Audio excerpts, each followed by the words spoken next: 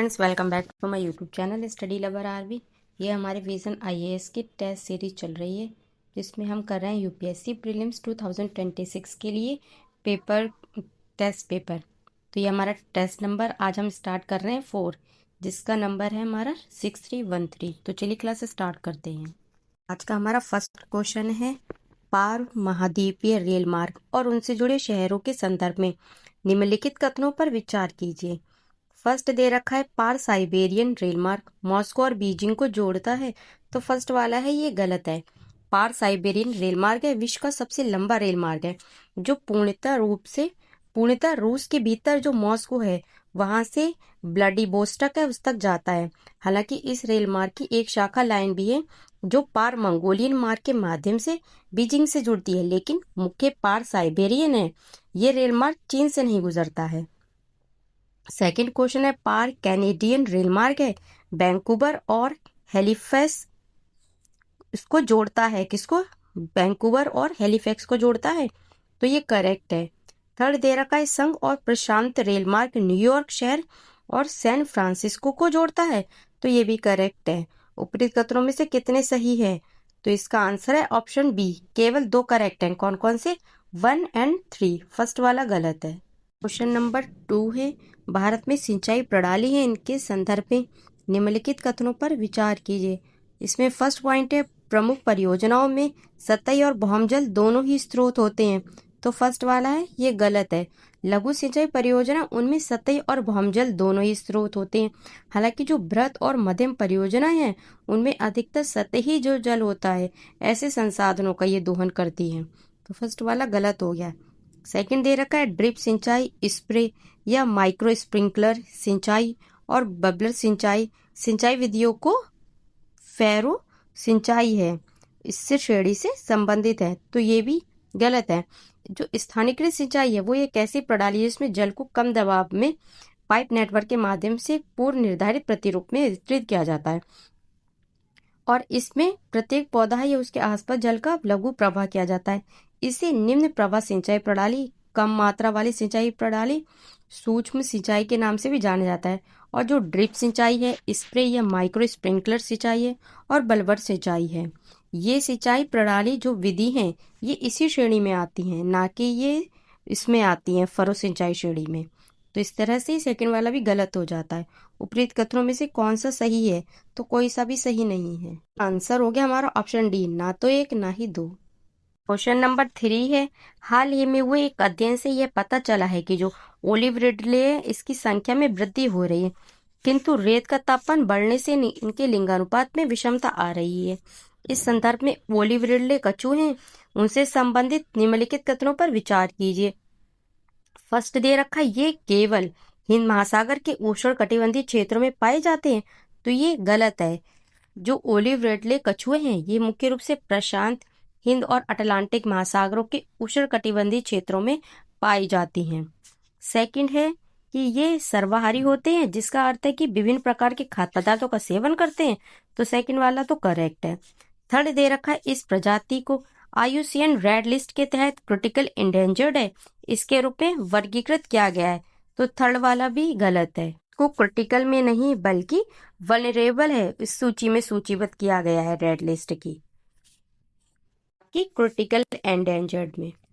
उपरोक्त कथनों में से कितने सही हैं? तो इसका आंसर है ऑप्शन ए, केवल 1 सही है। कौन सा? सेकंड वाला। फर्स्ट और थर्ड गलत है। क्वेश्चन नंबर 4 है, हाल ही में सुर्खियों में रहा ज्ञान भारत में मिशन क्या है? तो इसका आंसर है ऑप्शन बी, यह भारत की प्राचीन ज्ञान प्रणालियों और परंपरागत ज्ञान का दस्तावेजीकरण करने एवं उन्हें संरक्षित करने का एक सहयोगात्मक प्रयास है। केंद्रीय बजट 2025-26 है। इसमें पांडुलिपियों के लिए नए ज्ञान भारत मिशन इसकी घोषणा की गई है। भारत सरकार द्वारा देश की पांडुलिपि हैं इनकी विरासत को बचाने और बढ़ावा देने के लिए ज्ञान भारत मिशन है वो शुरू किया गया था। इसका उद्देश्य शैक्षणिक संस्थानों, संग्रहालयों, पुस्तकालयों आदि में मौजूद 1 करोड़ से अधिक पांडुलिपि विरासत है, इसका सर्वेक्षण, दस्तावेजीकरण और संरक्षण करना है। क्वेश्चन नंबर 5 है, प्राय सुर्खियों में रहने वाला पद ओपियोइड है, ये संबंधित है। तो ये किससे संबंधित है? इसका आंसर ऑप्शन बी, दर्द और संबंधित विकारों के उपचार हेतु इस्तेमाल की जाने वाली दवाओं के वर्ग से। America food and drug administration है, USFDA, इसने सुजेट्रिजन इसको मंजूरी दे दी है। किसको? सुजेट्रिजन को। यह माध्यम से गंभीर तीव्र दर्द है, इसके लिए अपनी श्रेणी का पहला गैर ओपियोइड उपचार है। तो ये ओपियोइड है, ये दवाओं का एक ऐसा वर्ग है जिन्हें अफीम पोस्ता में पाए जाने वाले जो प्राकृतिक पदार्थ हैं उनसे प्राप्त किया जाता है। इन्हें अफीम पोस्ता है, इसमें पाए जाने वाले प्राकृतिक पदार्थों की नकल करके भी तैयार किया जा सकता है। ये मस्तिष्क और अन्य अंगों में ओपियोइड रिसेप्टर्स है, उस पर कार्य करके मॉर्फिन जैसे प्रभाव है उत्पन्न करती हैं, जिसमें दर्द है उससे राहत भी शामिल है। क्वेश्चन नंबर 6 है, निम्नलिखित उद्योगों पर विचार कीजिए। फर्स्ट दे रखा है एल्यूमिनियम प्रगलन उद्योग, सेकंड है कागज विनिर्माण उद्योग, थर्ड है चाय प्रसंस्करण उद्योग और फोर्थ है वस्त्र परिधान उद्योग। उपरोक्त में से कितने भार ह्रास वाले कच्चे माल आधारित उद्योग माने जा सकते हैं? तो इसका आंसर ऑप्शन बी होगा, केवल 3। कौन कौन से? फर्स्ट, सेकंड, थर्ड, ये 3 हैं, ये भार ह्रास वाले कच्चे माल आधारित उद्योग माने जा सकते हैं। लेकिन जो फोर्थ है वस्त्र परिधान उद्योग, इसमें कपास या संश्लेषित रेशे का उपयोग किया जाता है, जो कि भार ह्रास वाले नहीं होते हैं, तो इसलिए वस्त्र परिधान उद्योग है, ये भार ह्रास वाला उद्योग नहीं है। बी आंसर हो गया।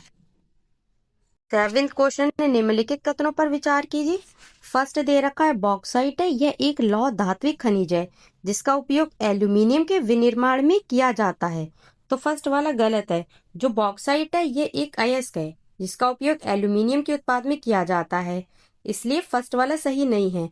भारत में बॉक्साइट है, उसको छोड़कर अलौह धात्विक खनिज है, उनकी कमी है। सेकंड दे रखा है यह वृत्त स्तर पर उत्तरी मैदानों के तराई क्षेत्र में पाया जाता है, तो सेकंड वाला गलत है। बॉक्साइट है ये मुख्य रूप से टर्शरी निक्षेपों में पाया जाता है, यह लैटेराइट चट्टानों से संबंध है और यह वृत्त स्तर पर प्रायद्वीपीय भारत के पठार या पर्वत श्रेणियों या देश के तटीय भागों में पाया जाता है। उपरोक्त कथनों में से कौन से सही है? तो इसका आंसर है ऑप्शन डी, ना तो 1 ना ही 2, कोई भी सही नहीं है, दोनों ही गलत है। क्वेश्चन नंबर 8 है, ग्रामीण बस्तियों के संदर्भ में निम्नलिखित कथनों पर विचार कीजिए। फर्स्ट दे रखा है ग्रामीण घरों का अभिविन्यास और संरचना बृहद रूप से जलवायु परिस्थितियों और स्थानीय रूप से उपलब्ध जो सामग्री है उनसे प्रभावित होती है, तो फर्स्ट वाला करेक्ट है। सेकंड दे रखा है ग्रामीण बस्तियों में जो आबादी है इसका व्यवसाय मुख्य रूप से द्वितीयक और तृतीयक क्षेत्र की गतिविधियां उन पर आधारित होता है, तो सेकंड वाला गलत है।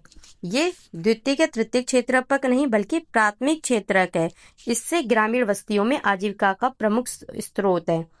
उपरोक्त कथनों में से कौन सा सही है?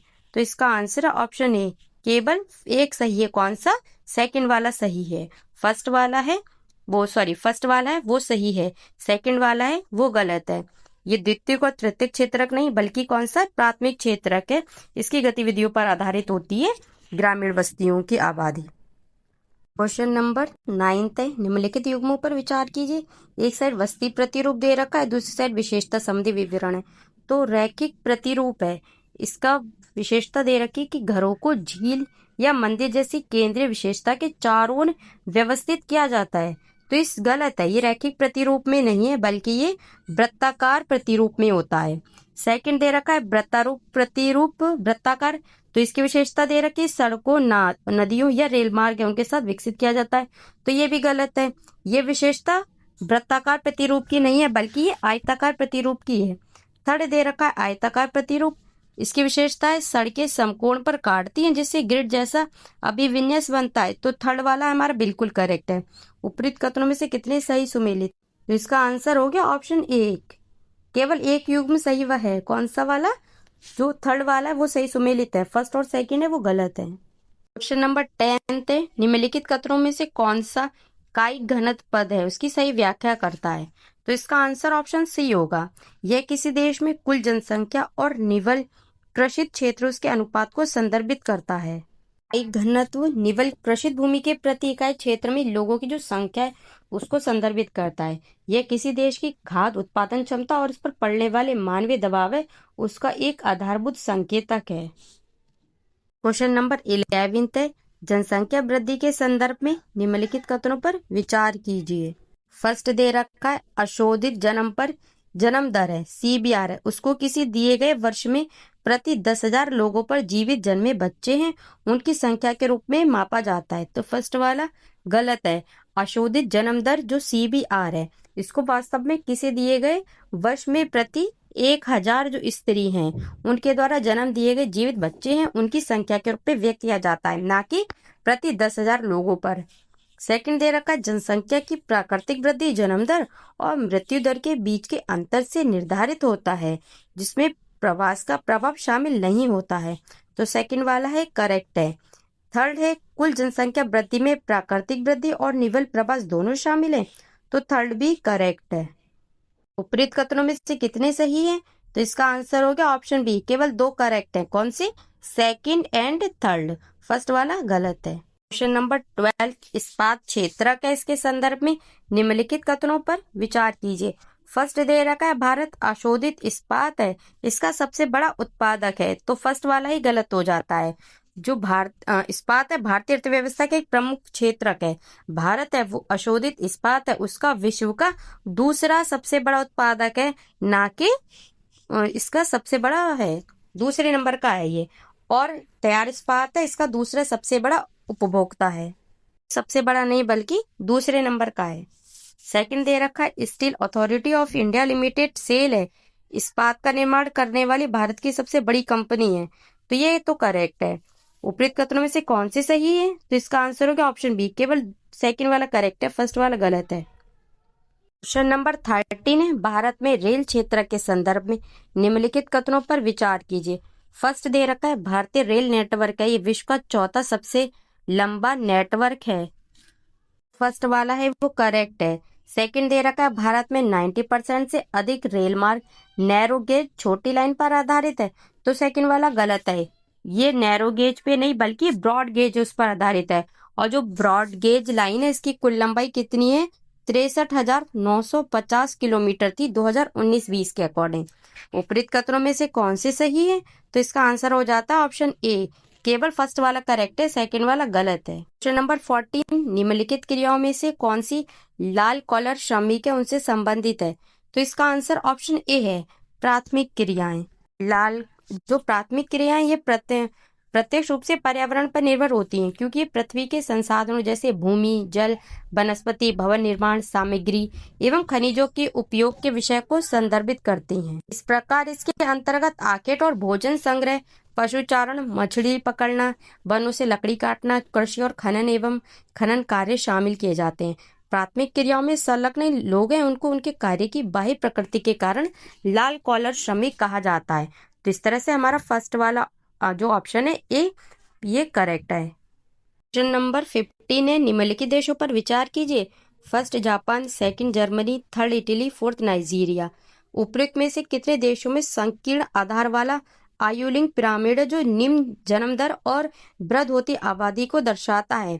तो इसमें जो जापान है, जर्मनी और इटली हैं, ये तीनों देश हैं, ये संकीर्ण आधार वाले जो आयुलिंग पिरामिड है इसमें निम्न जन्म दर और वृद्धि होती आबादी को दर्शाता है। लेकिन जो फोर्थ है नाइजीरिया, ये उच्च जन्म दर युवा आबादी विस्तृत आधार पर आधारित है। इसका आंसर हो गया हमारा ऑप्शन सी, केवल 3। क्वेश्चन नंबर 16 है विस्तृत वाणिज्य अनाज कृषि की विशेषताओं के संदर्भ में निम्नलिखित कथनों में से कौन सा सही नहीं पूछा है? इसमें ए दे रखा ये मध्य अक्षांशों के अर्ध शुष्क भूमि के आंतरिक भागों में की जाती है, तो ये करेक्ट है।